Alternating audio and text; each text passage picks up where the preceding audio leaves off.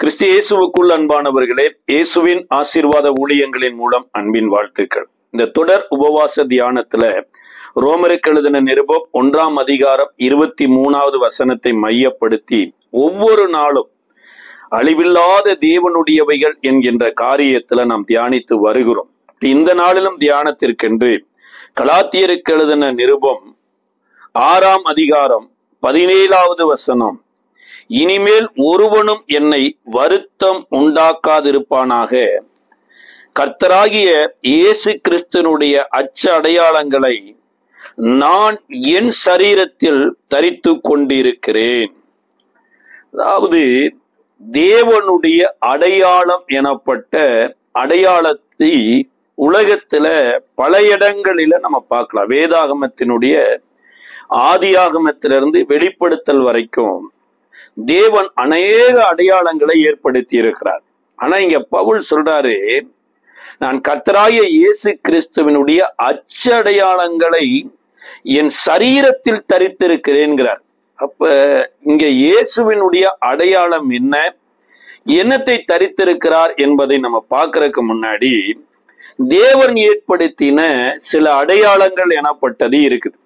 ஆதியாகம புஸ்தகத்தினுடைய 1வது அதிகாரத்தின் 14வது வசனத்திலேயே தேவன் இந்த வானத்திலும் பூமியிலும் தம்முடைய அடையாளத்தை வைத்திருக்கிறாராமா. இதை ஆதியாகமம் 1:14 சொல்லுகிறது. பின்பு தேவன் பகலுக்கும் இரவுக்கும் வித்தியாசம் உண்டாகத்தக்கதாக வானம் என்கின்ற ஆகாய விரிவிலே சுடர்கள் உண்டாக கடவது, அவைகள் அடையாளங்களாகவும் காலங்களையும் நாட்களையும் வருஷங்களையும் குறிக்கிறதற்காகவும் இருக்க கடவுது என்றார்.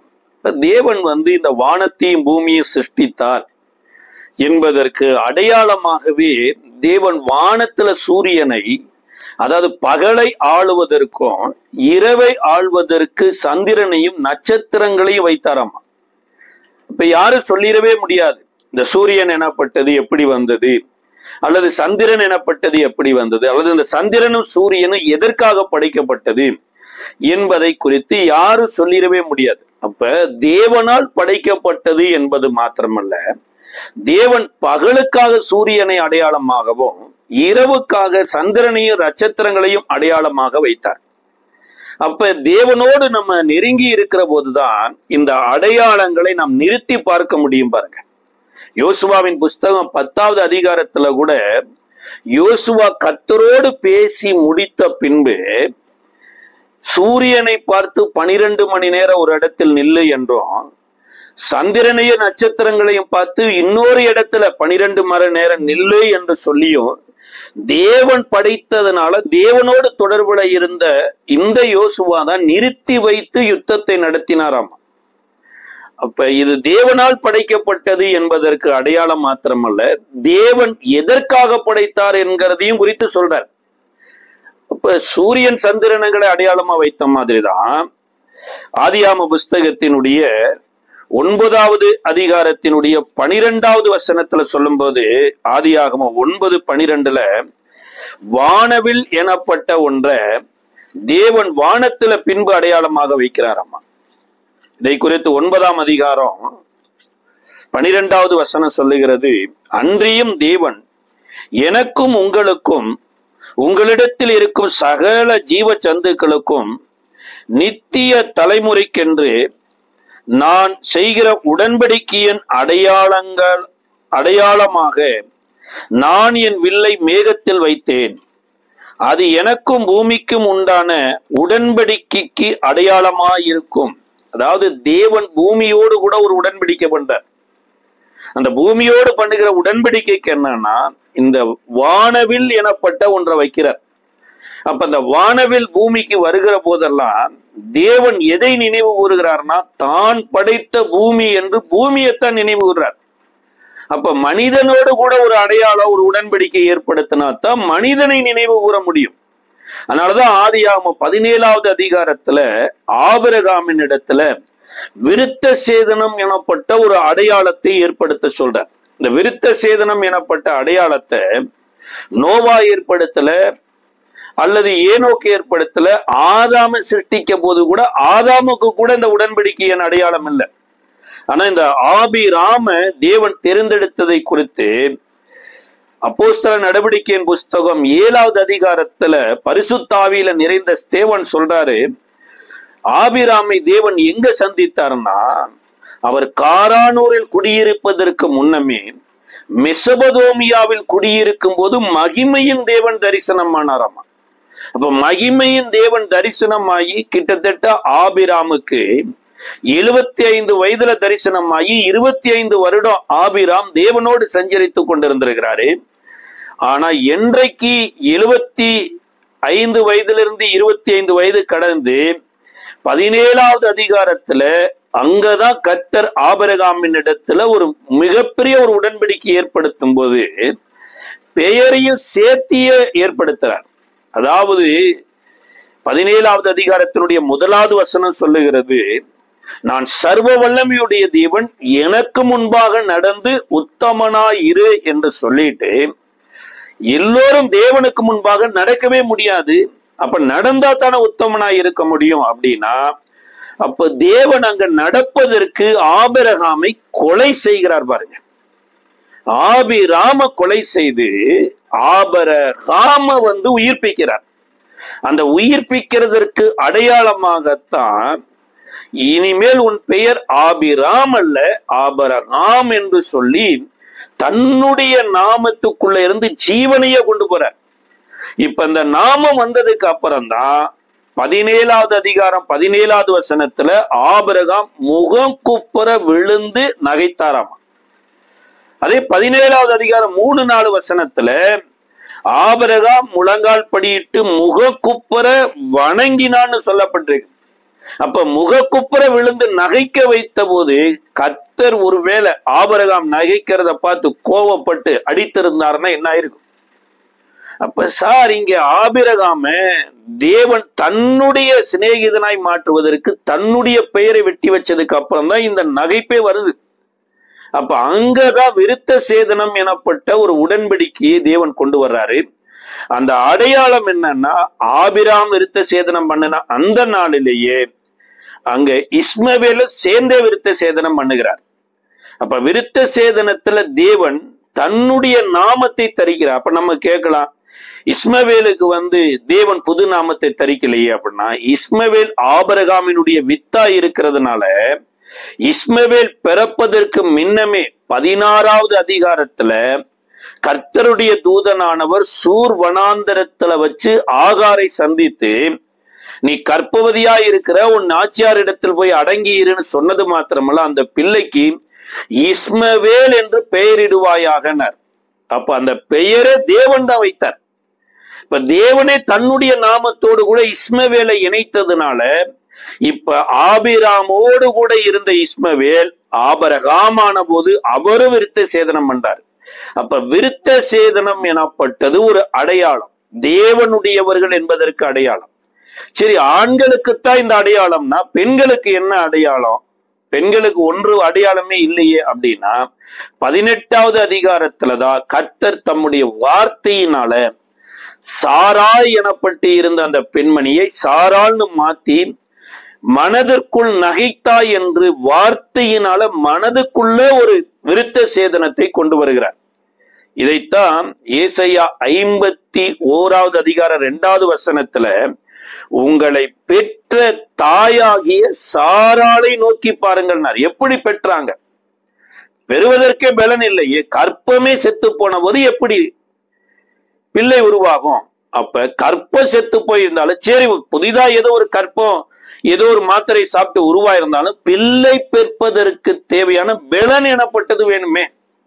பிள்ளை பெற்பதற்கே பலன் இல்லை. ஏன்னா நம்மாவுக்கு 99 வயது, பலனெல்லாம் குன்றி போன போது கர்த்தர் தன்னுடைய நாமத்துக்குள்ள இருக்கிற பலனை வைத்து கற்பத்தையும் சிருஷ்டித்து பெறவும் வைத்தாராமா. அதனாலதான் சொல்றாரு, நீங்களும் நானும் கிறிஸ்து இயேசுவை தரிக்கிற போது நாமளும் புது பலன் அடைவோம் என்பதற்கு அடையாளமாகத்தான் இங்க வேத சொல்லப்பட்டிருக்குது. அவர்களுக்கு அடையாளம் எனப்பட்டது சரீரத்துல வெளிப்புறமானது, ஆனா பெண்ணுக்கு அடையாளம் எனப்பட்டது இருதயத்துக்குள் தேவன் பண்ணினார். அப்ப இந்த அடையாளத்தை தான் கிறிஸ்து இயேசுவின் மூலமா ஞானஸ்தானம் எடுக்கிற நீங்களும் நானும் கலாத்தியருக்கு எழுதின நிருபம் 5வது அதிகாரத்துல சொல்றாரு, நாம் கிறிஸ்துவை தரித்து கொள்ளுகிறோம் அப்படிங்கிறார். அந்த கிறிஸ்துவை தரித்து கொள்ளுகிற போது அங்க ஆணொன்றும் இல்லாமல் போய்விடுகிறது, பெண்ணொன்றும் இல்லாமல் போய்கிறது. அங்க அடிமை என்று ஒண்ணும் இல்ல, சுயாதன் என்றும் இல்ல, அங்க யூதன் என்றும் இல்ல, புறஜாதியனும் என்றல்ல, எல்லாமே கிறிஸ்துவுக்குள் ஒன்றாக்கப்படுகிறோம் அப்படின்னு பவுல் சொல்றார். அப்ப இதுதாங்க அடையாளம். இப்ப நமக்கு என்ன அடையாளம்? நம்ம விருத்த சேதன அடையாளத்தை பண்ணல, இருதயத்துக்குள் கர்த்தருடைய வார்த்தை வந்த போது இருதய விருத்த சேதனப்பட்டு கிறிஸ்து இயேசுவுக்குள் முழுகி ஞானஸ்தானம் எடுக்கும் போது கிறிஸ்துவையே தரிக்கிற பாருங்க. இந்த கிறிஸ்துவை தரிக்கிறது தான் நம்மளுடைய அடையாளமா இருக்குதுங்கிறார். அப்ப இங்க அடையாளமா இருக்கிறது போல யோசுவாவுல கூட ஒரு மிகப்பெரிய ஒரு அடையாளமாய், அதாவது நினைவு கூறுகிற அடையாளமாய் இஸ்ரவேலுக்கு தேவன் ஒரு காரியத்தை ஏற்படுத்தினார். இதை யோசுவாவின் புஸ்தகத்தினுடைய 4வது அதிகாரத்தினுடைய 5லிருந்து 7 வரைக்கும் சொல்லப்பட்டிருக்குது. அவர்களை நோக்கி, நீங்கள் யோர்தானின் மத்தியில் உங்கள் தேவனாகிய கர்த்தரின் பெட்டிக்கு முன்பாக கடந்து போய் உங்களுக்குள்ளே ஒரு அடையாளமாய் இருக்கும்படி இஸ்ரவேல் புத்திரரின் கோத்திரங்களின் இலக்கத்திற்கு சரியாக உங்களில் ஒவ்வொரு கல்லை தன் தோளின் மேல் எடுத்து கொண்டு போங்கள். இந்த கற்கள் ஏதென்று உங்கள் பிள்ளைகள் உங்களை கேட்கும் போது நீங்கள் கர்த்தருடைய உடன்படிக்கை பெட்டிக்கு முன்பாக யோர்தானின் தண்ணீர் பிரிந்து போனதினால் அவைகள் வைக்கப்பட்டிருக்கிறது. யோர்தானை கடந்து போகிற போது யோர்தானின் தண்ணீர் பிரிந்து போயிற்று. ஆகையால் இந்த கற்கள் இஸ்ரவேலின் புத்திரருக்கு என்றென்றைக்கும் நினைவு பூட்டும் அடையாளம் என்று சொல்லுங்கள் என்றார். அதாவது இங்க இஸ்ரவேல் மக்கள் கானான் தேசத்தை சுதந்தரிப்பதற்கு முன்னாடி, அந்த சுதந்தரிப்பதற்கு முன்பாகவே தேவன் யோர்தான் எனப்பட்டதை சுதந்தரிக்கும்படியாய் இடையில ஓட வச்சிருக்கிறார். இந்த யோர்தான் எனப்பட்டது ஏதோ ஒரு யதார்த்தமா ஓடல, இந்த யோர்தானை கர்த்தரே இவர்களுக்கு ஓடும்படியாய் செய்திருக்கிறார். இந்த யோர்தான் அந்த கானானிய தேசத்து மக்களுக்கு அழிவுக்குரிய ஒரு நதியை போல இருந்தது பாருங்க. ஏன்னா இந்த யோர்தான் எங்க ஆரம்பிச்சு எங்க போய் முடியுது அப்படிங்கிறத காட்டிலோ, இந்த யோர்தான்ல தப்பி தவறி விழுகிற மனிதன் மறுபடி மீட்கப்பட முடியாதபடி சவக்கடல்ல போய் தான் எந்திரிக்க முடியும். அப்ப அந்த யோர்தானினுடைய முடிவு சவக்கடல்ல இருக்கிறபடியினால யாருமே தவறி கூட யோர்தானுக்கு போயிட முடியாது. அப்பேற்பட்ட நிலையில தான் இந்த கானான் தேசத்துல இருந்த கானானியராகிய 7 விதமான ஜாதி மக்கள் வாழ்ந்து கொண்டிருந்தாங்க. ஆனா இப்பொழுது கர்த்தர் இஸ்ரவேலுக்காக இந்த கானான் தேசம் ஆபிரகாமின் மூலமா வாக்குத்தத்தம் பண்ணப்பட்டபடினால இந்த எமோரியருடைய அக்கிரமம் பூரணமான போதுதான் இந்த இஸ்ரவேலரை கர்த்தர் இந்த கானான் தேசத்துக்கு கூட்டிட்டு வர்றார். அப்ப பூரணமான போதுதான் மரணம் எனப்பட்டது வரும் பாருங்க. இப்ப அந்த தேசத்துல அவருடைய அக்கிரமத்தினால மரிக்கிறாங்க. இப்ப இஸ்ரவேல் மக்களை தேவன் உடன்படிக்கையோடு கூடதான் இப்ப கானான் தேசத்துக்குள்ள கூட்டிட்டு போறார். இந்த கானான் தேசத்துக்கு கூட்டிட்டு போறதுக்கு முன்னாடிதான் இப்ப இங்க யோர்தானை கடக்கும்படியாய் தேவன் சொல்றார். இந்த யோர்தானை குறித்து இஸ்ரவேலர் அவ்வளவாய் அறியவில்லை. ஆனாலும் கர்த்தர் அவர்களுக்கு ஒரு அறிவிப்பு கொடுக்கிறார். எப்பேற்பட்ட அறிவிப்புனா, இந்த யோர்தான் எனப்பட்டது பிரவாகித்து ஓடினாலுமே நீங்க யோர்தானை கண்டு பயப்பட வேண்டாம். ஆசாரியன் ஒருவன் எனப்பட்ட ஒரு ஆள் வரணும். இந்த ஆசாரியன் சுமக்க வேண்டிய உடன்படிக்கை பெட்டி எனப்பட்டது வரும்.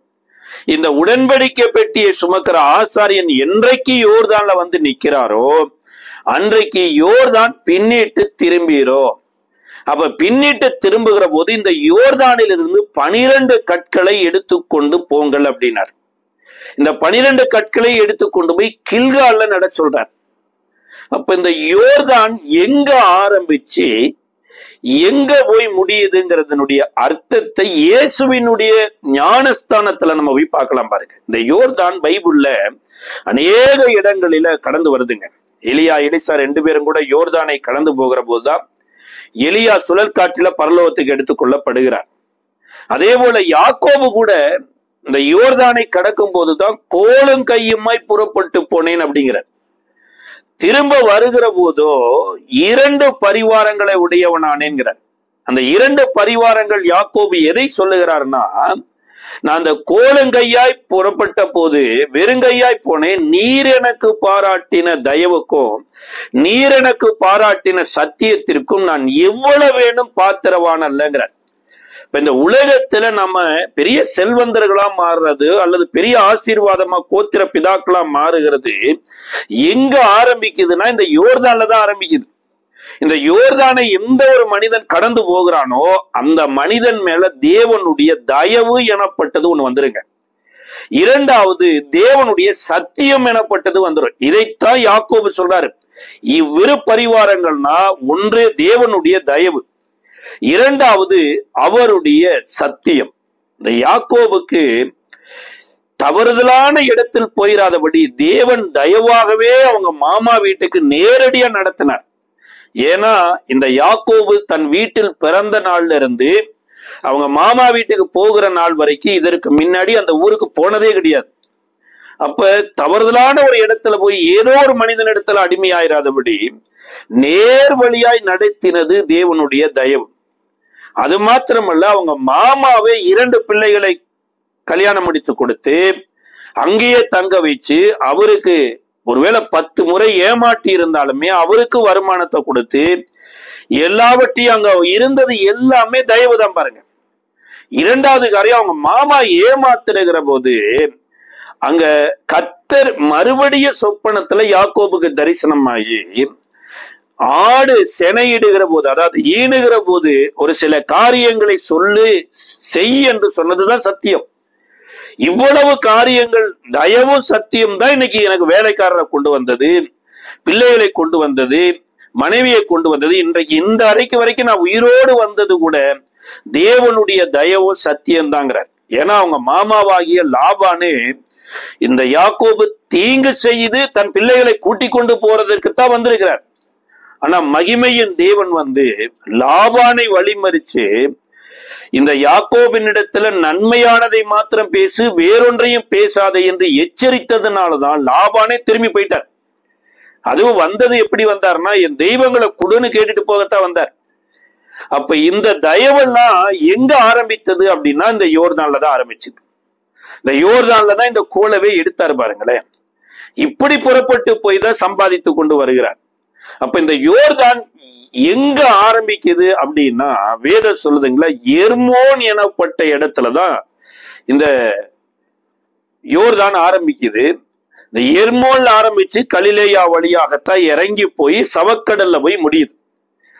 அப்ப அந்த கலிலேயாவில போய் முடிகிற சவக்கடல்ல முடிகிற யோர்தான்ல அந்த கானான் தேசத்துல விழுகிறவங்க எல்லாம் எங்க போய் முடிஞ்சிடறாங்கன்னா சவக்கடல்ல போய் முடிஞ்சிடறாங்க. ஆனா இந்த இஸ்ரவேலரை கர்த்தர் வழிநடத்தினபடினால இவர்களுக்கே தெரியாம இவர்களை சவக்கடல்ல கொண்டு போய் முடிக்காம ஆரம்பிக்கிற எர்மோனுக்கு கொண்டு போகிறார். இந்த எர்மோனுக்கு வேதத்துல இன்னொரு பெயர் இருக்குதுங்க. இதை குறித்து உபாகம புஸ்தகம் 4ஆம் அதிகாரம் 47வது வசனம் சொல்லுகிறது, யோர்தானுக்கு இப்புறத்தில் சூரியோதய திசையில் அர்னோன் ஆற்றங்கரையில் உள்ள ஆரோவேர் தொடங்கி எர்மோன் எனும் சியோன் வரைக்கும் உள்ள தேசமும். அப்ப எர்மோன் எனும் சியோன் அப்படிங்கிறார். இப்ப இந்த யோர்தான் எதோட கனெக்ட் ஆயிருக்குதுன்னா சியோனோடு தான் கனெக்ட் ஆயிருக்குது. ஆனா இவர்கள் இந்த எழுத்தின்படி இஸ்ரவேலர்கள் சியோனை பார்க்கல, இவர்களுக்கு வாக்குத்தத்தம் பண்ணின கானான் தேசத்தை தான் பார்த்தாங்க. அந்த கானான் தேசத்தின் மைய பகுதியா இருக்கக்கூடிய எருசலேமு தான் அவர்களுக்கு முக்கியமான ஸ்தலமாயிட்டு. ஆனா இவர்களை நடத்தும் போது சியோனின் தொடர்புல இருந்து தான் யோர்தானுக்குள்ளேயே கொண்டு போனார். ஆனா இவர்கள் இந்த சியோனை கொடுத்து அறியாதபடி இவர்கள் எருசலேமை குறித்து தான் அறிந்து வைத்திருந்தாங்க.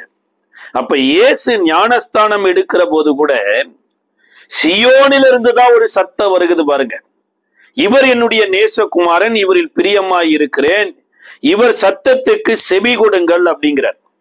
அப்ப சியோன் என்றா மேலான நகரம் அப்படின்னு சொல்லப்பட்டிருக்குது. மற்றபடி இன்னொரு விதத்துல கூட அது பரலோகம், ராஜாவினுடைய அரண்மனைங்கிறாங்க, பரம எருசலேம்னு கூட சொல்றாங்க. அதனாலதான் கர்த்தர் சியோனிடத்திற்கு உங்களையும் என்னையும் அழைத்திருக்கிறார் என்று சொல்லி எபிரேயர் 12வது அதிகாரத்துல எபிரேயாக்கியோன் எழுதும்போது எழுதுறார். அப்ப இயேசுவுக்கு சியோனிலிருந்து ஒரு சத்தம் வந்தது எதற்காகனா, எப்படி இந்த யோர்தானை கடந்து போன பிள்ளைகளுக்கு 12 கற்கள் வந்து வரும் நாட்களில அவர்களுக்கு இந்த தேசம் எப்படி வந்ததுன்னு கேட்கும் போது, இந்த கர்த்தர் யோர்தானை பின்னிட்டு திரும்ப பண்ணினார் என்பதற்கு அடையாளமாக கொண்டு வந்து நிறுத்தப்பட்டதோ, அதே மாதிரிதான் இயேசு ஞானஸ்தானம் எடுத்த போது சியோனிலிருந்து ஒரு சத்தம் வந்தது எதற்காக அப்படின்னா, அவருக்குள்ளாக நீங்களும் நானும் ஆவியினாலும் ஜலத்தினாலும் ஞானஸ்தானம் எடுக்கிற போது நீங்களும் நானும் சியோன் வாசிகளாய் மாறுகிறோம் என்பதற்கு அடையாளமாகத்தான் அங்க தேவனுடைய சத்தமே வருது. அதாவது தேவ சத்தத்தின்படி கல்லுதான் இவர்களுக்கு வந்தது. ஆனா அங்க தேவ சத்தத்தோடு கூட பரிசுத்த ஆவியானவரே இறங்கி வந்தாருங்க. அதுதான் மகிமைக்குள் நீங்களும் நானும் பிரவேசித்து மகிமையின் மேல் மகிமை அடைந்து மறுரூபமாகிறோமாமா. அப்ப அந்த பரிசுத்தாவி வந்தது நிமித்தமாகத்தான் பரிசுத்தாவியானவருடைய துணையோடு இயேசு வனாந்தரத்திற்கு வந்து இரவு பகலு 40 நாள் இவர் ஆகாரம் புசிக்காமலே இருந்தார் பாருங்க. ஒரு ஆகாரம் புசிக்காமல் இருந்து 40வது நாள்ல தான் அவருக்கு பசி உண்டான போது சாத்தான் வருகிறான்.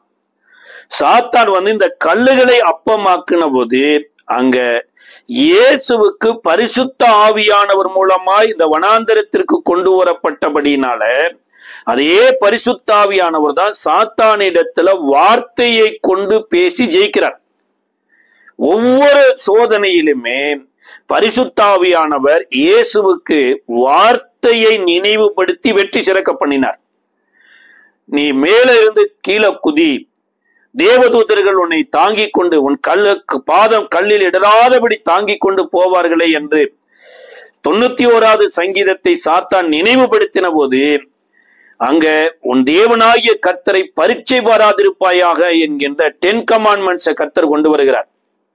அதுக்கு அப்புறம்தான் இந்த உலகத்தில் இருக்கிற மகிமையெல்லாம் எனக்கு ஒப்புவிக்கப்பட்டிருக்குது, நீ என்னை தொழுது கொள், இவைகளெல்லாம் நான் உனக்கு தருகிறேன் என்ற போது அங்க இயேசு சொல்றாரு, உன் தேவனாகிய கர்த்தர் ஒருவரையே ஆராதனை செய்வாயாக என்று சொல்லி இருக்கிறதே, அப்பாலே போ சாத்தானே என்றார். அப்ப இந்த சியோன் மலையின் இடத்திற்கு வந்திருக்கிற உங்களுக்கு எனக்கு ஒரு மிகப்பெரிய அடையாளம் என்னன்னா, இயேசுவின் மேல எப்படி சியோன்ல இருந்து தேவாவி அனுப்பப்பட்டு தேவ சித்தம் செய்வதற்கு ஆவியானவர் அவரை வெட்டி சிறக்க பண்ணினாரோ, அதே போல கிறிஸ்து இயேசுவுக்குள் ஞானஸ்தானம் எடுக்கிற போது குமாரனுடைய ஆவியை பெற்று தேவனுடைய ராஜ்யத்துக்குரியவர்களாய் வாழ வைப்பதற்கு தான் இந்த அடையாளம் லூக்கால நிறைவேறினது. இது பெந்தகோஸ்தே எனும் நாளில எல்லோர் மேலும் இறங்கி வந்தது பாருங்க. அப்ப இந்த அடையாளம் எனப்பட்டது தேவன் எதற்காக கொடுத்திருக்கிறார்னா, நீங்களும் நானும் வரும் தலைமுறையினருக்கு ஒரு சாட்சியா வாழுவதற்காக தான். அந்நிய பாஷையின் அடையாளம் கூட அது சபையின் பக்தி விருத்திக்காக அல்ல, அது தனி மனிதனின் பக்தி விருத்திக்காகங்கிறார். அப்ப தீர்க்க தரிசனம் சொல்லுகிறது அந்நிய பாஷையிலும் மேலானதுங்கிறார். அப்ப அந்நிய பாஷை பேச வேண்டாமானா கட்டாயம் பேசணும். ஆனா அந்நிய பாஷை அது தனி மனிதனுடைய பக்தி விருத்திக்கு. அந்நிய பாஷை பேசுகிறவன் தேவனோடு ரகசியம் பேசுகிறான் அப்படிங்கிறார். அப்ப தேவனுக்கும் மனிதனுக்கும் ஒரு ரகசியமான ஒரு உடன்படிக்கையில அந்நிய பாஷை எனப்பட்ட ஒரு அடையாளத்தையும் கொடுக்கிறார். இது முக்கியமான அடையாளம். இந்த உலகம் கூட பாருங்களே, ஏதாவது ஒரு முக்கியமான ஒரு வேலைக்கு அல்லது முக்கியமான ஒரு பயணத்திற்கு நம்மளிடத்துல நாம இவர்தானா எனப்பட்டதற்கு அடையாளம் கேட்கிறாங்க. ஒருவேளை வரும் நாட்கள்ல எலெக்ஷன் வருது, எலெக்ஷனுக்கு ஓட்டர் ஐடி எனப்பட்ட ஒன்றை கொடுத்து அதை அடையாளம் நாங்க. அதுபோல பிள்ளைகள் ஒருவேளை பப்ளிக் எக்ஸாம் எழுதுறாங்கன்னா அவங்களுக்கு ஓட்டர் ஐடி இருந்தாலோ அல்லது ஓட்டர் ஐடி இல்லை அப்படின்னா ஆதார் அடையாளத்தை அல்லது கம்யூனிட்டி சர்டிபிகேட் அடையாளத்தை, இந்த அடையாளம் எல்லாம் எதுக்கு கேட்கிறாங்கன்னா ஒரு வேலைவனான காரியத்திற்குத்தான் அடையாளத்தை உலகத்திலே கேட்கிறாங்க. வேதாகமத்துல சில அடிமைகளுக்கு என்று சில அடையாளம் இருந்திருக்கிறது. எரேமியா தீர்க்கதரிசியின் புஸ்தகத்தினுடைய 28வது அதிகாரம் 10-11 வசனத்துல, அப்பொழுது அனனியா என்கின்ற தீர்க்கதரிசி எரேமியா தீர்க்கதரிசியின் கழுத்தில் இருக்கிற நுகத்தை எடுத்து அதை உடைத்து போட்டான்.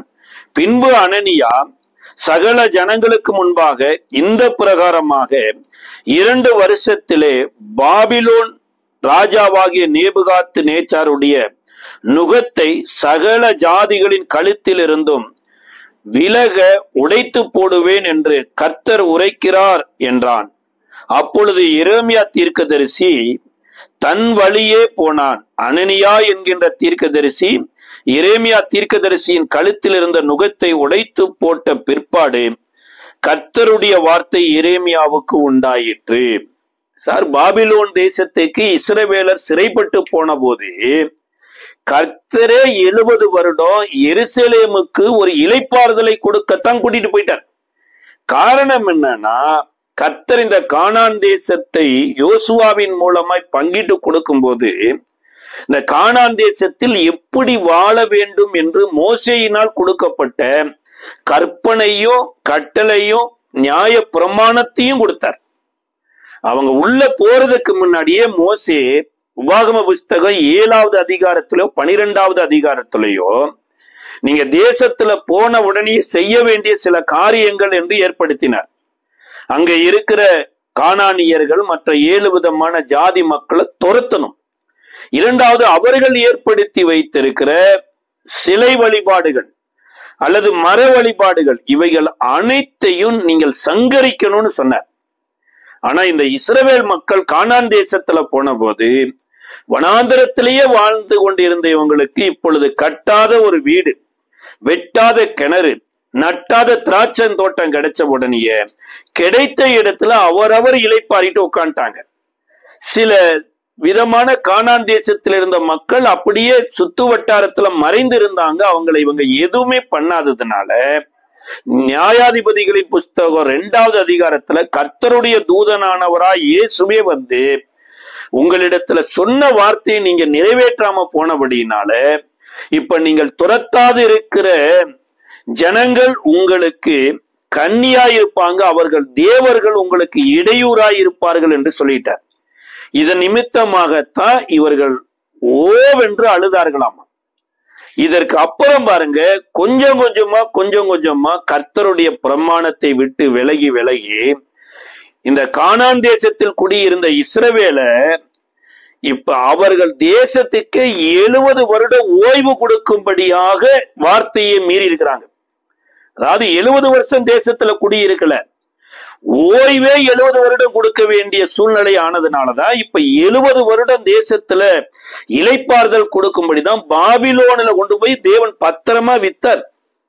அந்த பாபிலோன் தேசத்துல இருக்கும்போது பாபிலோனியருக்கும் இஸ்ரவேலருக்கும் இருக்கிற வித்தியாசம், அதாவது பாபிலோன் தேசத்துல இஸ்ரவேலர்கள் தற்காலிகமா இருக்கிறாங்க, அடிமைகளா இருக்கிறாங்க. எப்படி ஆபிரகாமிட்ட கர்த்தர் சொன்னார் பாருங்க, எகிப்து தேசத்துல உன் சந்ததி 400 வருடம் அடிமைகளா இருப்பாங்க, பின்பு வெள்ளியோடு பொண்ணோடு புறப்படுவாங்கங்கிற மாதிரி இப்ப நல்ல தேசத்துல வாழ வேண்டிய விதமா வாழாததுனாலதான் ஒரு குறிப்பிட்ட காலத்தை கர்த்தர் பிக்ஸ் பண்ணி அந்த காலம் முடிகிறதற்கு 70 வருடமாகும்.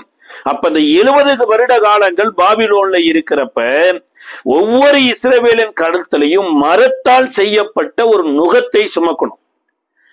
எந்த மனிதன் நுகத்தை சுமக்கலையோ அவன் இஸ்ரவேலன் கிடையாது, அவன் பாபிலோனன். அப்ப பாபிலோனுக்கு இஸ்ரவேலருக்கு இருக்கிற வித்தியாசம் என்னன்னா, கழுத்துல மர நுகத்தை சுமக்கணும் பாருங்க. கர்த்தராகிய இயேசு கிறிஸ்துவின் மூலமாய் வேறு பிரிக்கப்பட்ட தேவனுடைய சந்ததாகிய உங்களுக்கும் எனக்கும் இருக்கிற ஒரு அடையாளமும், கர்த்தராகிய இயேசு கிறிஸ்துவின் மூலமாய் வேறு பிரிக்கப்படாத புறஜாதியர்களுக்கும் இருக்கிற ஒரு அடையாளத்தை இயேசுவே சொல்லி கொடுக்கிறார். இத மத்தேயு 11வது அதிகாரம் 28-29 சொல்லுகிறது, நான் மனத்தாழ்மையும் சாந்தமுமாய் இருக்கிறேன், என் நுகத்தை ஏற்றுக்கொண்டு என்னிடத்தில் கற்றுக்கொள்ளுங்க, அப்பொழுது உங்கள் ஆத்துமாவுக்கு இளைப்பாறுதல் கிடைக்குங்கிறார். அப்ப இயேசு கொடுத்த நுகம் இதே மாதிரி எருசலேமில் இருந்து பாபிலோனுக்கு சிறைப்பட்டு போகப்பட்ட இஸ்ரவேலருக்கு கொடுக்கப்பட்ட மரநுகத்துக்கு ஒப்பானது. நான் மனத்தாழ்மையும் சாந்தமுமா இருக்கிறேன். அப்ப கல்வாரி சிலுவையில இயேசு எதை காண்பித்தார் அப்படின்னா மனத்தாழ்மையை தான் காண்பிச்சாரு, சாந்த குணத்தை காண்பிச்சார். அப்ப இயேசுவின் நுகம் உங்களுக்கு மேலே என் மேலையும் இந்த உலகத்துல இருக்கும்போது ஒவ்வொரு நாளும் இருக்கணுமாமா. நம்ம ஒவ்வொரு நாளும் சாந்த குணத்தோடும் மனத்தாழ்மையோடும் கூட நடந்து கொள்ள வேண்டும். ஏன்னா இயேசுவின் இடத்துல இருந்த வரங்கள் வல்லமைகளை எல்லாம் ஒருவேளை இந்த நாட்களில் இருந்தா யோசிச்சு பாருங்க. அன்றைக்கு ஒண்ணுமே கிடையாது. தாவீது கோலியாத்தை விழ பண்ணிட்டார். விழ பண்ணின உடனே கோலியாத்து விழுந்ததுக்கு அப்புறம் அவரிடத்துல ஆயுதமே இல்லாமல் இருந்த போதோ கோலியாத்தினிடத்தில் ஓடி போய் அவனுடைய பட்டயத்தை எடுத்து அவன் தலைவை வெட்டி இருக்கிறார். ஆனா இயேசுவின் இடத்துல இருந்த ஆயுதங்கள் பாருங்க, கொந்தளித்து கொண்டிருந்த கடலை பார்த்து இறையாதே அமைதலாய் இருந்தார். கொந்தளிக்கிற காற்றும் கடலும் அப்படியே அமைதலாகுதுங்க. அத்திமரத்தை பார்த்துட்டு பட்டு போக கடவுதுங்கிறாரு. ஒரு இரவோடு இரவா பட்டு போய் விடுகிறது. கல்லறைக்குள்ள போயிருந்த லாசருவே வெளியே வாங்கினாரு. 4 நாளைக்கு அப்புறம் கல்லறைக்குள்ள இருந்து லாசர் உயிரோடு வருகிறார். யவீரவனுடைய பிள்ளையும் உயிரோடு எழுப்புறாரு. இப்படி எத்தனையோ மரித்தவர்களை உயிரோடு எழுப்புறாரு. பிறவி சப்பானியை நடக்க பண்றாரு. குருடருடைய கண்களை பார்வையடைய பண்ணுறாரு. இவ்வளவு வல்லமையை வைத்திருந்த ஆண்டவர் இன்றைக்கு கோலியாத்துக்கு தாவீது செய்தது போல தன்னை பரியாசம் பண்ணுகிற மக்கள் இமை பொழுதுல பஸ்பமாக கடவுதுன்னு ஒரு வார்த்தை சொல்லி இருந்தாருன்னு வைங்க, என்ன ஆயிருக்கு யோசிச்சு பாருங்க. ஆனா இயேசு அதை சொல்லல. அவருக்கு ஒரு நுகம் இருந்தது. அவர் பிதாவின் சித்தத்தை செய்வதே அவருடைய நுகமா வைத்து பரிசுத்த ஆவியினால இதை சாந்த குணத்து மனத்தாழ்மையோடு கூட இதை கடந்து போய் கொண்டிருந்து இவர்தான் இப்ப சொல்றாரு. அப்ப நீங்களும் என் நுகத்தை ஏற்றுக்கொள்ளணும்னு. அப்ப அந்த அனனியா போல அநேக கள்ள தீர்க்கதரிசிகள் எதை விட்டுட்டாங்க அப்படின்னா இயேசுவின் இடத்துல கற்றுக்கொண்டு அவருடைய சாந்த குணத்தையும் மனத்தாழ்மையும் தரிக்க வேண்டிய விதத்தை தரிக்காதபடி கர்த்தர் உனக்கு எல்லா நன்மையும் தருவார். நீ எதுல இருக்கணும்? வேலையில உயர்வாயிட்டீன்னா அதுல பெருமையாயிரு. ஆராதனை உயர்வாயிட்டீங்கன்னா அதுல பெருமையாரு. வசதி வந்துருச்சு அதுல பெருமையாரு. இந்த மனத்தாழ்மையும் சாந்த குணத்தையும் உடைச்சு போட்டாங்க பாருங்க. இந்த அனனியா இப்படி ஒரு உடைத்து போட்டு ஒரு அடையாளத்தை என்ன சொல்றான்னா 2 வருடத்துல நாம இந்த நேபுகாத் நேச்சார் எனும் மனுஷனுடைய கரத்திலிருந்து கொடுக்கப்பட்ட நுகத்திலிருந்து நம்மளை விடுதலையாக்கி எருசலேமுக்கு கூட்டிட்டு போயிருவான்ட்டார். இப்ப எரேமியாவும் ஆமேன் அது அப்படி ஆகட்டும்னு சொல்லாதபடி எரேமியா தன் வழியாய் போனான். இது தேவ சித்தமே கிடையாது. ஏன்னா கர்த்தரே சொன்னார் 70 வருஷம் இல்லாம ஒருத்தர் எருசலேமுக்கு வர முடியாதுன்னாரு. இப்ப 2 வருஷத்துல எருசலேமுக்கு போகிறான்னு சொன்ன போது அன்று இரவு கர்த்தர் சொல்றார், நான் சொன்ன வார்த்தை நிறைவேறும் அப்படின்னு வசனம் சொல்லுது பாருங்க. 13வது வசனத்துல, நீ போய் அனனியாவை நோக்கி நீ மரநுகத்தை உடைத்தாய், அதற்கு பதிலாக இரும்பு நுகத்தை உண்டு பண்ணுவேன் என்று கர்த்தர் சொல்லுகிறார். பாபிலோன் ராஜாவாகிய நேபுகாத் நேச்சாரை சேவிக்கும்படி இரும்பு நுகத்தை இந்த எல்லா ஜாதிகளுடைய கழுத்தின் மேல் போட்டேன். அவர்கள் அவனை சேவிப்பார்கள். வெளியின் மிருக ஜீவன்களையும் அவனுக்கு ஒப்பு கொடுத்தேன் என்று இஸ்ரவேலின் தேவனாகிய சேனைகளின் கர்த்தர் உரைக்கிறார் என்று சொல் என்றார். அதாவது சில நேரம் ஜனங்களை வஞ்சிக்கிறதற்கு, அதாவது கிறிஸ்து இயேசுவின் சாயலை தரிக்கிறதற்கு பதிலா அந்த முந்தின மனுஷனாகிய ஆதாமின் சாயலிலேயே நீ ஆசீர்வாதமாய் வாழ்வேன் என்று சொல்லுகிற மக்களுக்கு தான் பாருங்க இப்பேற்பட்ட தண்டனை எனப்பட்டது வருகிறது. இயேசு கூட ஒரு இடத்துல சொல்றாரு, ஒரு மனிதன் ஏகப்பட்ட கடன் வாங்கின போது அந்த கடனை கட்ட நிர்வாகம் இல்லாததுனால அந்த எஜமானன் அவனை அழைக்கிறார். அந்த அழைத்த போது அவன் வாங்கின கடனின் நிமித்தமா அவன் மனைவி, அவன் பிள்ளைகள், அவனுக்கு இருக்கிற எல்லாமே ஜப்தி பண்ணப்படுகிறது, ஏலத்துக்கு கொண்டு போகப்படுகிற ஒரு சூழ்நிலை வருது. அப்ப அந்த ஜப்திக்கு ஆயத்தமாய் இருந்த அந்த மனிதன் ராஜாவினுடைய கால்களை பிடித்துட்டு கெஞ்சுறான், ஐயா நிர்வாகம் இல்லை, நான் எப்படி செலுத்த முடியும், என் மேல தயவா இருங்கன போது இவ்வளவு கடனை கொடுத்த அந்த எஜமானன் இவன் மனைவியை பார்த்து பிள்ளைகளை பார்த்து இரக்கம் பாராட்டி அவனை மன்னித்து அனுப்பிச்சிட்டார். இதுதாங்க எஜமானனுடைய தயை, இதுதான் நுகம். அதாவது நான் மரணத்துக்குரியவனாய் இருந்தேன், அடிமைக்குரியவனாய் இருந்தேன், தண்டனைக்குரியவனாய் இருந்தேன், தேவன் என் மேல பாராட்டின அந்த இரக்கத்தினால நான் விடுதலையாகி இன்றைக்கு எல்லாமே எனக்குரியதா மாறிடுச்சு. என் மனைவி சிறைப்பட்டு போகல, என் பிள்ளைகள் சிறைப்பட்டு போகல. நான் என் மனைவி பிள்ளைகளோடு இருக்கிற போது என்னிடத்தில் மன்னிப்பு பெறுவதற்கு ஒருத்தனை தேவன் ஆயத்தப்படுத்துறார். அதே மாதிரி இவனிடத்துல சொற்ப பணம் கடன் வாங்கினவன் வந்த போது அவனை இவன் குறவலையை நெறித்து இவன் அவனுக்கு கொடுக்க வேண்டிய இரக்கத்தை கொடுக்காம போயிட்டான்.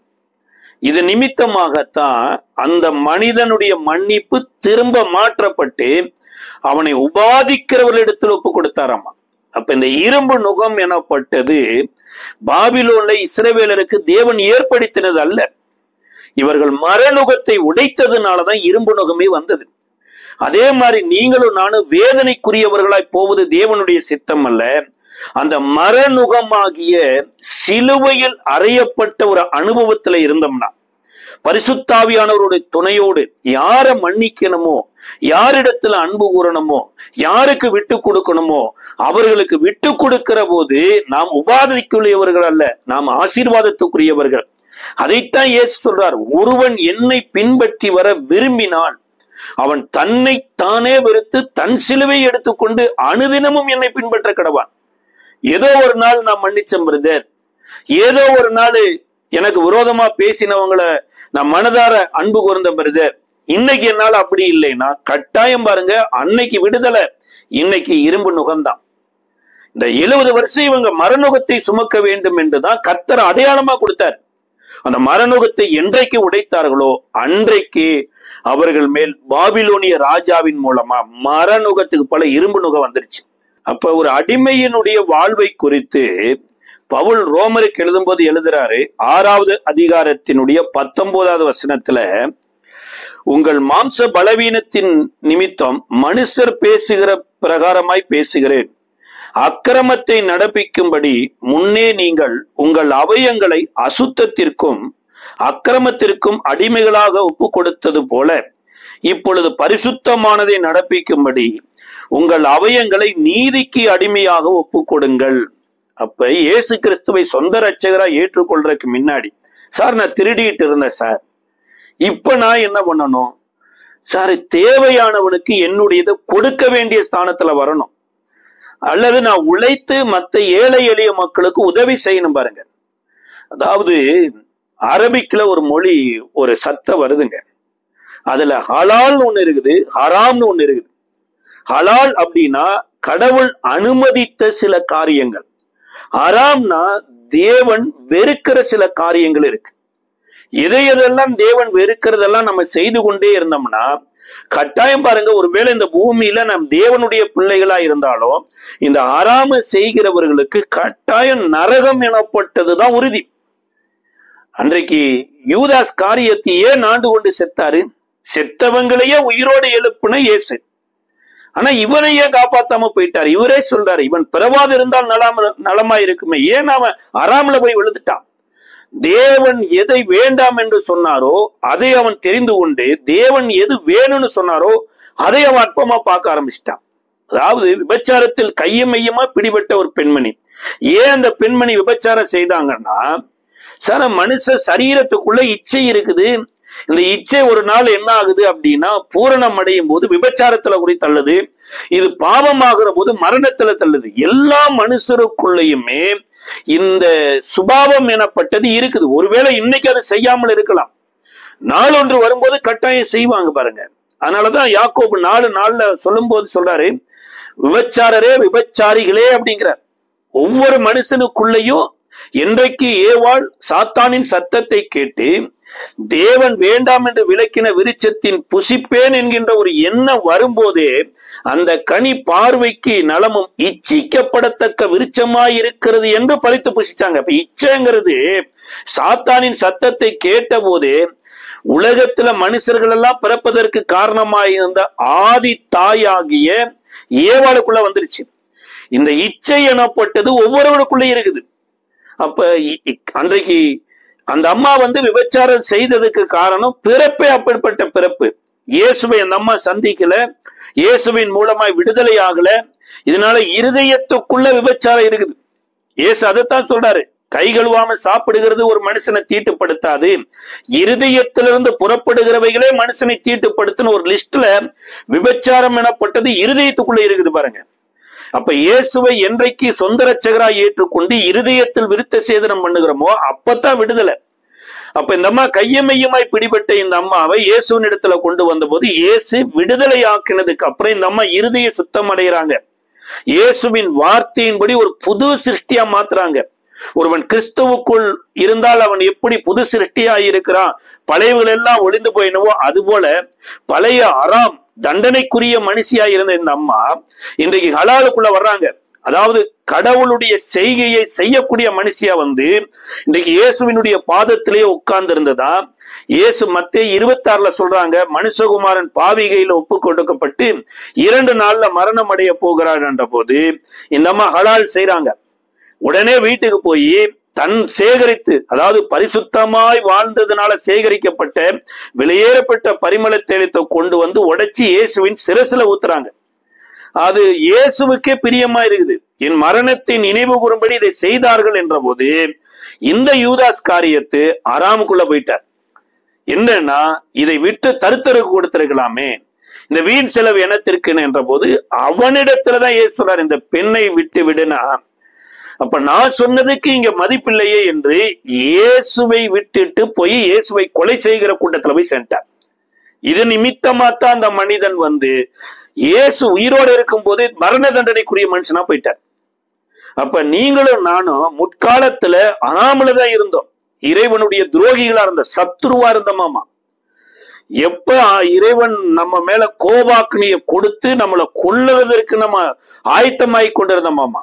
ஆனா கிருபையினால இயேசு கிறிஸ்துவின் சுவிசேஷத்தை கொண்டு ரட்சிக்கப்பட்டதுக்கு அப்புறம் இப்ப அறாமல இருந்து விடுதலையான நம்ம அவயங்களை ஹலாலுக்குள்ள கொண்டு போகணுங்கிறார். இறைவனுடைய விருப்பத்துக்கு நம்ம உடையதே ஆகணும். அதைத்தான் இங்க பவுல் எழுதும் போது எழுதுறாரு 17வது வசனத்தினுடைய 19வது வசனத்தினுடைய பின்பகுதியில, அக்கிரமத்திற்கு அடிமைகளாக ஒப்பு கொடுத்தது போல ஒரு காலத்துல நீங்க அப்படித்தான் செய்தீங்க, இப்பொழுது பரிசுத்தமானதை நடப்பிக்கும்படி உங்கள் அவயங்களை நீதிக்கு அடிமைகளாக ஒப்பு கொடுங்கள். அப்ப நீதிக்கு அடிமைகளாக ஒப்பு கொடுங்கள்னா இயேசுவுக்கு எது பிரியமோ அதை செய்யணும் சார். அப்ப எது பிரியம்?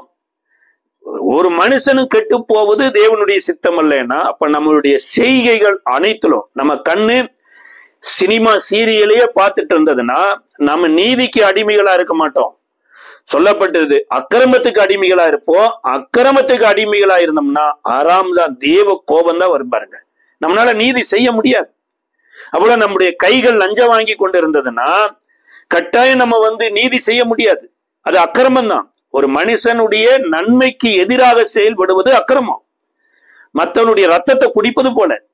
அப்படி இருக்கிறவங்க நீதி செய்ய முடியாது. அப்ப லஞ்சம் வாங்குற மக்கள் நடுவிலையும் நம்ம கைகளை சுத்தமா வைத்துக் கொள்ளணும். ஏன் அப்படின்னா என் கைகள் அடிக்கப்படுகிற தண்டனைக்குரிய இடத்துலதான் இயேசுவின் கைகள் அடிக்கப்பட்டபடினால அந்த கையினால இன்றைக்கு நல்ல வாழ்க்கை வாழுகிறேன். அப்ப இன்றைக்கு நான் இந்த நீதிக்கு என்ன அடிமையா ஒப்பு கொடுக்கிறதற்கு இயேசு தன்னை அடிமையா ஒப்பு கொடுத்தாராமா. இப்ப இயேசு எப்பேற்பட்ட அடிமையா மாறினார் என்று பிலிப்பியருக்கு இதே பவுல் எழுதும் போது எழுதுறாரு. 2வது அதிகாரத்தினுடைய 6வது 7வது வசனத்துல, அவர் தேவனுடைய ரூபமாயிருந்தும் தேவனுக்கு சமமாயிருப்பதை கொள்ளையாடின பொருளாக எண்ணாமல் தம்மை தாமே வெறுமையாக்கி அடிமையின் ரூபம் எடுத்து மனுஷ சாயலானார்.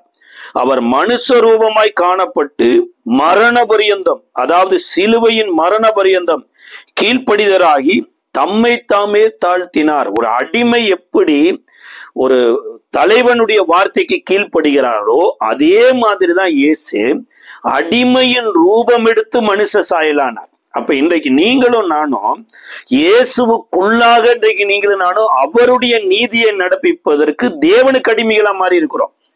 அப்ப தேவனுடைய நீதியை கற்றுக்கொள்ளணும் பாருங்க. இயேசுவுக்குள்ள இருக்குதுங்க நீதி. இயேசுவை அடிசுவடுகளை பின்பற்ற நாம நீதிக்கு நம்ம சரீரங்களை அடிமைகளாக ஒப்பு கொடுப்போம். இஸ்ரவேல்ல சில அடிமையினுடைய முறைமையை நியாயப்பிரமாணம் சொல்லுதுங்க. அதாவது ஒரு இஸ்ரவேலன் இடத்துல ஒரு இஸ்ரவேலன் அடிமைப்பட்டு விட்டுட்டானா அவனுக்கு 7 வருடம் அடிமையாய் வாழலாம். ஒருவேளை பணத்துக்காகவோ வீட்டுக்காகவோ எதற்காகவோ அவன் அடிமையானானா 7 வருடம் ஆன உடனேயே ஜூபிலி ஆண்டு எனப்பட்ட ஒரு ஆண்டு வர்றப்ப இந்த இஸ்ரவேலரிடத்திலேயே இஸ்ரவேலனாய் அடிமையானவன் 7வது வருடத்துல அவனுடைய சம்பளத்தையும் கொடுத்து அவனை அனுப்பிடணும். இது இன்றைக்கு அரபு கண்ட்ரியில கூட பாருங்க, வீட்டுக்கு அடிமை பெண்ணாக சில பேரை கூட்டிக் கொண்டு வர்றப்ப அவர்களுக்கு 7 வருடம் தான் பாருங்க ஒப்பந்த பத்திரம் எனப்பட்டது எழுதும். அதே போல இன்றைக்கு கடன் கொடுக்கிற அரசாங்கமா இருக்கட்டும் பாருங்களேன், எல்லாமே 7 வருடம் தான் கடன் கொடுப்பாங்க.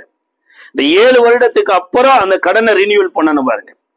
அப்ப இஸ்ரவேலுக்குள்ள இப்படி இருக்கக்கூடாது. கந்து வட்டி வாங்கக்கூடாது, வட்டிக்கு வாங்கி எவனும் வேலை ஒரு அடிமையா வைத்தா கூட அவனுக்கு அன்றாட சம்பளத்தை கொடுத்து அவனை ஜூபிலி ஆண்டுல கொண்டு போய் விடணும்.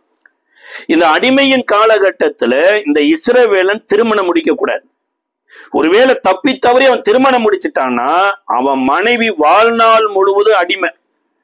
அப்படி 2 பேரும் திருமணம் முடிச்சு கணவனும் மனைவியுமா வாழ்ந்தனால பிள்ளைகள் பெற்றுட்டாங்கன்னா அந்த பிள்ளையும் வாழ்நாள் முழுவதும் அடிமை.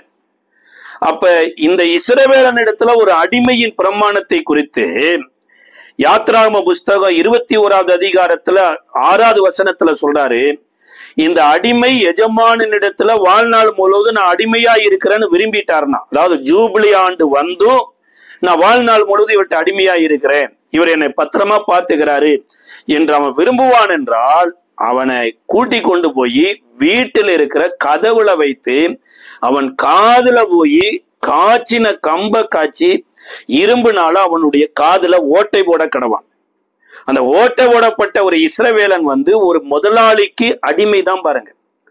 அப்ப இயேசு இந்த உலகத்திற்கு அடிமையின் ரூபம் எடுத்து மனுஷ சாயல் ஆனவர், அவருடைய பெயர் இம்மானுவேல் என்று பிறக்கிறதுக்கு முன்னாடி சொல்லப்பட்டிருக்கு. இம்மானுவேல் என்றால் தேவன் நம்மோடு கூட இருக்கிறவர்.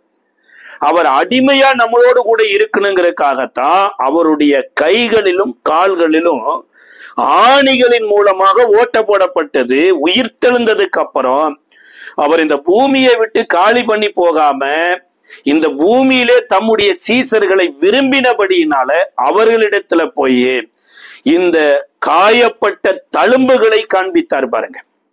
அப்ப நீங்களும் நானும் முற்காலத்துல அக்கிரமம் செய்வதற்கு பாவத்துக்கு அடிமையா இருந்தோம். இந்த பாவம் நம்மள நரகத்துல தள்ளி கொண்டு போயிரும். அப்ப சாத்தான் பாவத்தை காண்பித்து நம்மளை பாவம் செய்ய அடிமைப்படுத்தி நரகத்துல கொண்டு போய் தள்ளுவதற்கு ஆயத்தமா இருந்தது போல இன்றைக்கு தேவன் தம்முடைய ஆவியை கொடுத்து பரிசுத்த ஆவியினால இப்ப எதை காண்பிக்கிறார்னா சத்தியத்தை காண்பிக்கிறார். இந்த சத்தியத்துல வரக்கூடிய நீதியை நம்மளை நடப்பிக்கிறதற்கு பரிசுத்த ஆவியானவர் நமக்கு உதவி செய்கிறார். அப்ப அடிமையிலிருந்து இன்னைக்கு அடிமையானோம்னா நாமளும் இன்றைக்கும் கட்டாயம் செய்ய வேண்டிய இடத்துல இருக்கிறோம். எதை கட்டாயம் செய்யணும்னா தேவன் எதை கட்டாயம் செய்ய சொன்னாரோ.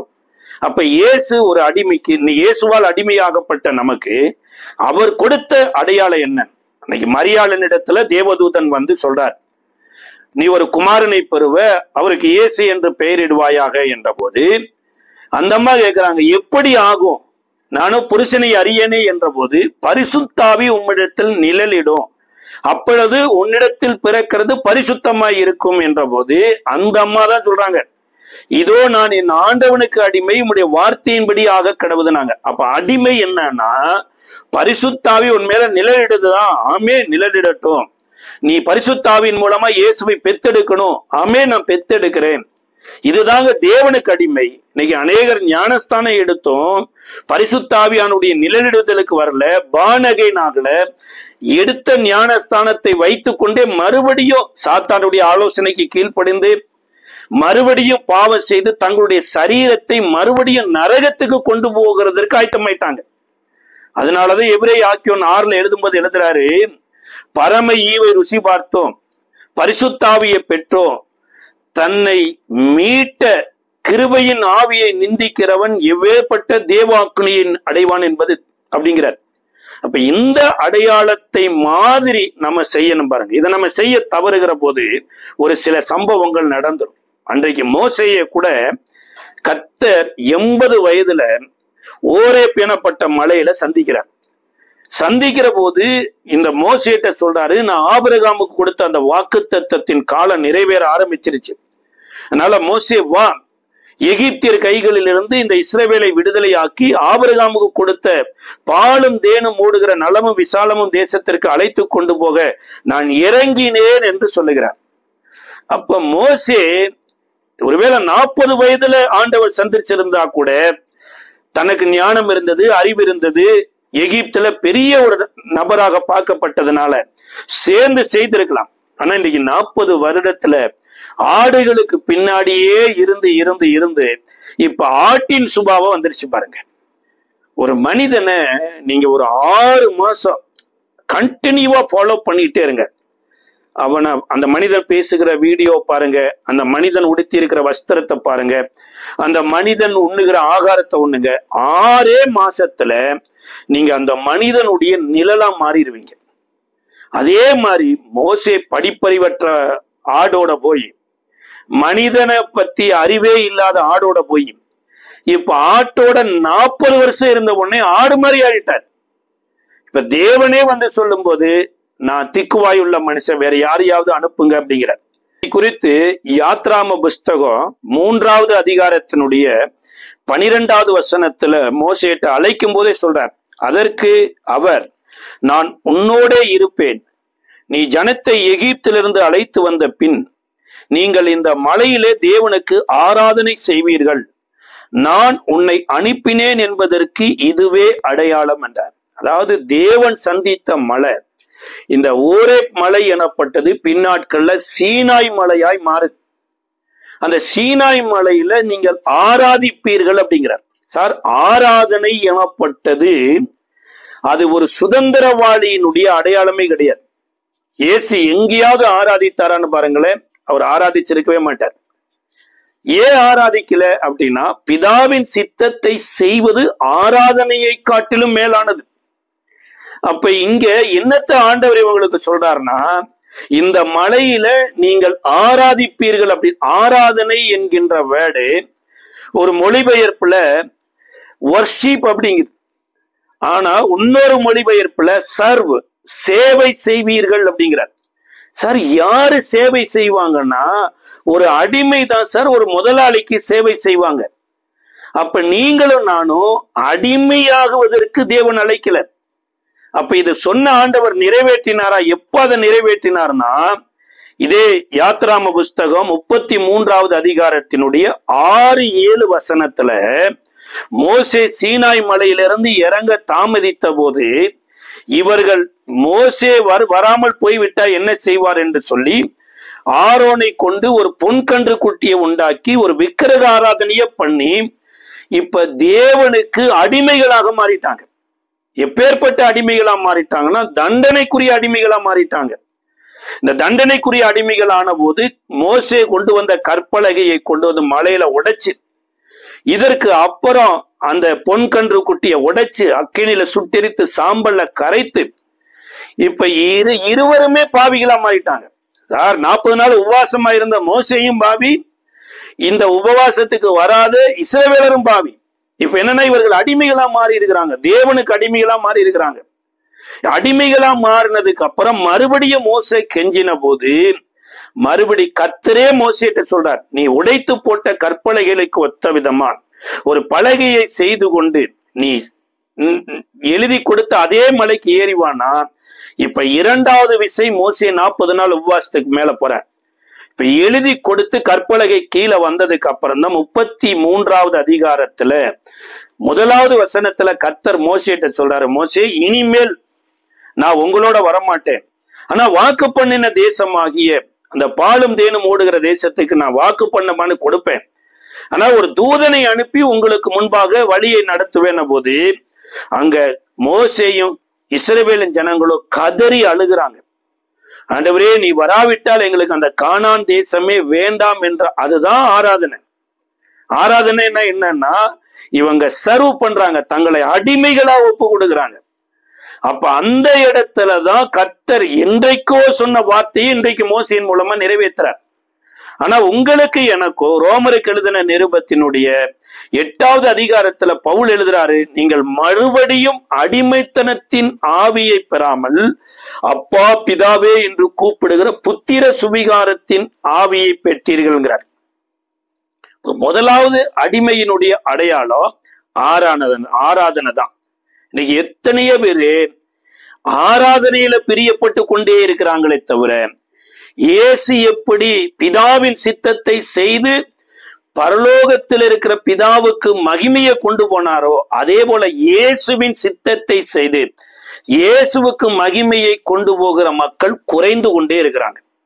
இன்றைக்கு ஒரு குரூப் ஆராதனை, அப்புறம் வாலிபர் ஆராதனை, அப்புறம் பலதரப்பட்ட டீம் ஆராதனை, காட்டுக்குள்ள ஆராதனை, ரோட்ல ஆராதனை, பட்டணத்துல ஆராதனை. சார், இது வேத சொல்லுகிறது, இது தூதர்களுடைய ஆராதனையில பிரியப்படுகிற மக்கள் எத்தனையோ பேரு இயேசுவின் சித்தத்தை செய்ய தவறி போய் விடுகிறாங்க. இந்த ஆராதனை கூட்டத்துக்குள்ள பங்கு போய் கல்யாணம் முடிக்காத ஒரு பொண்ணு கல்யாணம் முடிக்காத பையனை பார்த்து கொயர்லே லவ் வந்துடுதுங்க. மாம்ச இச்சைகளை நிறைவேற்றிட்டு நாங்க கர்த்தரை மகிமைப்படுத்துற, இது அடிமைத்தனத்துக்குள்ள போகிற காரியம். ஆண்டவர் அந்த இடத்திற்கு மறுபடியும் நம்மளை கொண்டு போகவில்லை என்றுதான் பவுல் சொல்றார். 2வது அடையாளம் தான் உன் கையில் இருக்கிற கோலை போடுங்கிறார். இதே யாத்திராகமம் 4வது அதிகாரம் 3:5 போட்ட மாத்திரத்துல அது சர்ப்பமாக மாறுது. இப்ப இமீடியட்டா மோசே விலகி ஓடின போது தேவனுடைய சத்தம் வந்த போது இப்ப அந்த சர்ப்பத்தினுடைய வாளை பிடிக்க சொல்றாரு, அது கோலாக மாறிவிடுகிறது. இதை யோவான் எழுதின சுவிசேஷ புஸ்தகம் 3வது அதிகாரம் 14 சொல்றாரு, மோசேயினாலே சர்ப்பம் வனாந்தரத்துல உயர்த்தப்பட்டது போல மனுஷகுமாரனும் தன்னை விசுவாசிக்கிறவன் எவனோ அவன் கெட்டு போகாமல் அவரும் உயர்த்தப்பட வேண்டும் என்று சொல்றார். அப்ப மோசே சர்ப்பத்தை உயர்த்தலைங்க, மோசேயின் மூலமாய் கர்த்தர் தான் சர்ப்பத்தை உயர்த்தினார். இந்த சர்ப்பத்துல இருந்துதாங்க மனித இனத்திற்கே ஒரு அடிமைத்தனம் எனப்பட்டதே வந்தது. ஏதேன் தோட்டத்தை விட்டு வெளியில துரத்தப்படுவதற்கு சாத்தானால் பயன்படுத்தப்பட்ட ஒரு தந்திரமான ஒரு தேவனுடைய படைப்பு எதுனா சர்ப்பம் தான். இப்ப தேவன் அதே சர்ப்பத்தை தான் இன்றைக்கு மோசேக்கு முன்னாடி காண்பிக்கிறார். காரணம் என்னன்னா, ஒரு மனிதன் கொலை செய்யக்கூடாது என்கின்ற ரத்தம் சிந்தப்பட்ட இடத்துல மோசேவை கர்த்தர் சந்திச்சு பயன்படுத்துறார். அப்ப மோசேக்கு தன் மேல ஒரு சந்தேகம் என்ன வந்துடக்கூடாது. சர்ப்பத்தையே தேவன் தன்னுடைய கோலா மாத்தி கையில கொடுத்திருக்கிற போது தன்னையும் தேவனுடைய மனிதனாய் மாற்றி இருக்கிறார் என்பதற்கு அடையாளமா இப்பேற்பட்ட ஒரு காரியம் நடக்குது. இதே சம்பவத்தை கொண்டு போய் பார்வோனுக்கு முன்னாடி செய்யினார். 7வது அதிகாரம் 10-15 பார்வோனுக்கு முன்னாடி செய்த போது பார்வோனும் மந்திர வித்தையினால கோள்களை போட்டு சர்ப்பமாக்கினான். சர்ப்பமாக்கின போது மோசேயினுடைய கோல் சர்ப்பமாய் நின்றது. மந்திரவாதிகளுடைய சர்ப்பத்தை எல்லாம் விழுங்கிட்டு தேவனுடைய சமூகத்துல என்ன செய்தாரோ அதே மாதிரி இப்ப சர்ப்பத்தின் வாளை பிடித்த போது தேவனுடைய கோலா மாறிட்டு. இது 2வது அடையாளம். 3வது ஒரு அடையாளம் சொல்றார். 4ஆம் அதிகாரம் 8வது வசனத்துல உன் கையை தொடையில போடு அப்படிங்கிறார். மறுபடியும் எடுனார், மறுபடியும் போடு, மறுபடியும் எடுனார். 1வது தடவை போட்டு எடுத்த போது வெண்குஷ்டமா மாறிச்சு. 2வது தடவை போட்டு எடுத்த போது மாறிடுச்சு. இது தமிழ் பைபிள்ல தொடையில வைன்னு இருக்கு. ஆனா இந்தி வேதாகமத்திலையும் ஆங்கில வேதாகமத்திலையும் உன்னுடைய மார்பில் வை அப்படிங்கிறார், இருதயத்தில் வை அப்படின்னார். ஏன் இருதயத்துல வைக்கிறார்னா, இருதயத்துக்குள்ள இருந்துதாங்க மனுஷனுக்கு எல்லாமே நடக்குது. ஒரு இடத்துக்கு போகணுங்கிறால இருதயத்துல தீர்மானிக்கிறது தான். இந்த அடையாளத்தை போய் செய் அப்படின்னார். அதாவது தண்ணீரை எடுத்து அந்த கைகளினால எடுத்து தரையில ஊத்துனார். ஆனா மோசே தன் கையை பயன்படுத்தவே இல்லை. இந்த கோலை கொண்டு போய் நதியில அடிச்ச போது நதியில இருக்கிற தண்ணி எல்லாமே அது ரத்தமா மாறியது. நதியில இருக்கிற மிருக ஜீவன்கள்லாம் செத்து நாற்றம் எடுத்துருச்சு பாருங்க. ஒரு சில நேரங்களில தேவன் சொல்ற காரியத்தை நம்ம முழுமையா செய்யாம போயிட்டோம்னா அதனுடைய ஒரு பலவீனம் எங்க பாதிக்குன்னா, இங்க மோசே தன் கையை தேவனுடைய வல்லமைக்காக பயன்படுத்தாததுனால யாத்திராகமம் 17வது அதிகாரத்தின் 11, 12 வசனத்துல அமலேக்கியரோடு யுத்தம் பண்றப்ப மோசே யோசுவாவை அனுப்பிச்சு விடுவார் ரெகிதீம்ல. நான் என் கையை பிடித்து கொண்டு நிப்பேன் கோலை பிடிச்சிட்டு. அப்பொழுது இஸ்ரவேலர் வெற்றி பெறுவாங்கன்ன போது மோசேயினுடைய கை தளர்ந்து போயிட்டு. அப்ப கர்த்தர் தம்முடைய சமூகத்துல கையை எப்படி பயன்படுத்துன்னு சொன்னாரோ அதே மாதிரி தேசத்திலும் கையை பயன்படுத்த சொல்றார். அநேக நேரம் தேவ சமூகத்துல பயன்படுகிற மாதிரி தேசத்துல நம்ம பயன்படுறது கிடையாது. ஆலயத்துல ரொம்ப உண்மை உத்தமமா இருக்கிறாங்க, தேசத்துல தேசத்துக்கு ஏற்ற விதமா மாறுகிற போது கட்டாயம் பாருங்க, ஒரு நாள் வரும் நம்மளுடைய சரீரம் பலவீனத்துல கொண்டு போய் நிற்கும் பாருங்க. அந்த நேரத்துல தயவு உள்ள தேவன் ஆரோனையும் ஊரையும் கொண்டு வந்து 2 பேர் 2 பக்கங்களை தாங்கி நிக்கிறாங்க. இஸ்ரவேலர் வெற்றி பெறுகிறாங்க. அப்ப இந்த அடையாளத்தை, சில அடையாளங்களை மோசே சரியா செய்யல. இங்க மாத்திரமல்ல, கண்மலையை பார்த்து 2வது விசை பேசின போதும் அடிச்சிட்டார். அதனால நம்மளுடைய வாழ்க்கையில இவைகள் எல்லாம் திருஷ்டாந்தமாய் எழுதப்பட்டிருக்குதுங்கிறார். கர்த்தருடைய அடையாளம் அப்படிங்கிற ஒரு அடையாளத்தை தான் கலாத்தியர் 6:17 பவுல் சொன்னது என்னன்னா, கிறிஸ்துவினுடைய அச்ச அடையாளங்களை என் சரீரத்தில் தரித்திருக்கிறேன் அப்படிங்கிறார். அப்ப கிறிஸ்துவினுடைய அடையாளம் என்ன? பவுல் சந்தித்த அந்த மத்தியான வேலை ஒரு அடையாளம் பாருங்க. 2வது தமஸ்கு ஊருக்கு போயிட்டு இருந்தாரு, அந்த தமஸ்கு ஊரு ஒரு அடையாளம். 3வது காரியம் கண் பார்வை பயிற்சி. இந்த கண் பார்வை எப்பெல்லாம் இவர் பார்க்கிறாரோ அப்பெல்லாம் இந்த பார்வைக்கு பின்னாடி இயேசுவை தரித்து நிற்கிறார். ஒருவேளை இயேசு பார்த்தாருன்னு இப்படித்தான் பார்ப்பாரா, அந்த அடையாளத்தை தரித்திருக்கிறார். இதை 2 இடத்துல சாட்சியா சொல்றார். ராஜாக்களுக்கு முன்பாய் நிறுத்தப்பட்ட போது அப்போஸ்தலர் நடவடிக்கையின் புஸ்தகம் 22வது அதிகாரம் 8வது வசனத்திலையும், அப்போஸ்தலர் நடவடிக்கையின் புஸ்தகம் 26வது அதிகாரம் 15வது வசனத்திலையும் இந்த அடையாளத்தை சொல்லுகிறார். அநேக அடிகள் அடிக்கப்படுறாரு, திரும்பவும் ஆவியானவரை உயிர்ப்பிக்கிறாரு. இந்த காயங்கள்லாம் மனிதர்கள் கொடுத்த அடையாளங்கள். ஆனா அவருக்கு என்ன அடையாளம்? கிறிஸ்துவினுடைய அடையாளம் அப்படிங்கிறதுல முதலாவது அடையாளத்தை சொல்றாரு, சுய ஜனத்தான் என்றும் அந்நிய ஜனத்தான் என்றும் நான் விடுதலையாயிருக்கிறேன். ஃபர்ஸ்ட் காரியம், நான் என்னுடைய ஜாதி மக்களுக்கும் சொந்தம் அல்ல, அல்லது அந்நிய ஜாதி மக்களை சில பேரை ஆதாயப்படுத்தினேன், அவங்களுக்கும் சொந்தம் கிடையாது, நான் தேவனுடைய சொந்தங்கிற. இதுதாங்க அவருடைய அடையாளமே. 2வது காரியம், பரிசுத்தமாக்கப்பட்டவர்களுக்குன்னு ஒரு சுதந்திரம் இருக்குதாம்.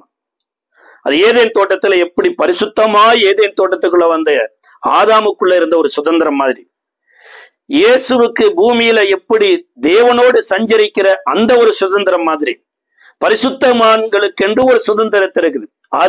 அதுக்கு தேவன் என்னை அடையாளமா வச்சிருக்கிறார் அப்படிங்கிறார். 3வது, இருளை விட்டு ஒளியினிடத்திற்கும் சாத்தானை விட்டு தேவனிடத்திற்கு திருப்பும்படி அப்படிங்கிறார். இன்னைக்கு எத்தனையோ பேரு இருளுக்குள்ளேயே இருந்துட்டு நாங்க போய் ஒளியின் இடத்துல திருப்புறோம்னா எப்படி சார் திரும்புவாங்க?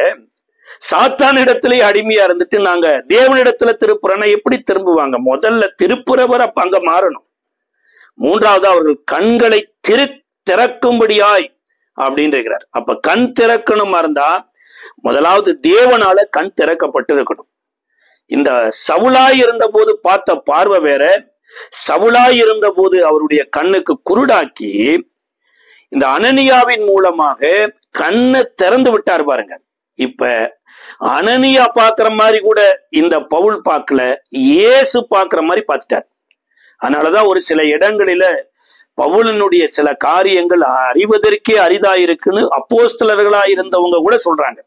இப்ப இதுதாங்க அடையாளம். நம்ம சரீரத்துல இந்த சரீரம் இயேசுவினுடைய சரீரமா இருந்தா எப்படி இருக்கும், இந்த கண் இயேசுவினுடைய கண்ணா இருந்தா எப்படி இருக்கும், உடுத்துகிற வஸ்திரம் இது இயேசு இப்படித்தான் வஸ்திரத்தை உடுத்தி இருப்பாரா என்று நம்ம யோசிச்சோம்னாலே நமக்கே தெரியாம நம்ம மேல ஒரு மகிமை இயேசுவினுடைய அச்ச அடையாளங்கள் மூலமா வெளிப்படுங்க. அப்படி கர்த்தர் இந்த நாள்ல நமக்கு தர நம்ம ஜெபிக்கலாமா? அன்பின் பரலோக பிதாவே, கர்த்தராகிய இயேசுவின் நாமத்தின் நன்றியோடு ஸ்தோத்திரிக்கிறோம். இந்த நாளில கூட ஆண்டவரே, கிறிஸ்து இயேசுவினுடைய அச்ச அடையாளங்களை நாங்கள் சரீரத்துல தரித்து வாழ எங்களுக்கு உதவி செய்கிற ஆவியானவரே நமக்கு நன்றி செலுத்துகிறோம். பரிசுத்த வான்களுடைய சுதந்திரத்துல பங்கடைய ஆண்டவரே, ஒளியினிடத்திற்கும் தேவனிடத்திற்கும் நீர் எங்களை கொண்டு வந்ததற்காய் ஸ்தோத்திரம். ஒரு கூட்ட மக்களை கொண்டு வர கிருபை பாராட்டும். இயேசுவின் நாமத்தில் ஜெபிக்கிறோம் நல்ல பிதாவே, ஆமென்.